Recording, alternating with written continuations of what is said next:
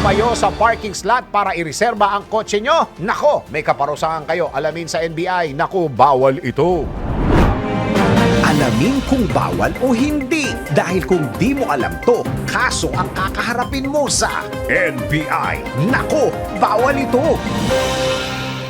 Taong tumayo sa parking slot para i-reserve? Nako, bawal ito. Mas convenient talaga kapag mayroong sariling sasakyan. Ang madalas na problema lang, pahirapan sa parkingan. Pero paano kung may nakita kang bakanting parking slot at mayroong nakatayong tao? Sabay sinabing, reserved na ito. Nako, alam mo bang bawal ito? Wala pa mang konkretong batas. Ito ay maaring ituring na paglabag sa Article 287 ng Revised Penal Code o ang unjust vexation. Dahil posible ito makapagdulot sa isang tao ng pagkainis, pagkairita at maging malaking abala para sa iba. Ang sino mang lumabag ay maaaring magmulta ng 1,000 piso hanggang 40,000 piso. Depende sa bigat ng kaso. Kaya sa mga rich kid dyan, ang first come first serve basis ay laging tandaan. Ang parking slot ay wag mong tambayan. Ano ka? Human cone? Baka masabihan ka ng, nako, bawal ito.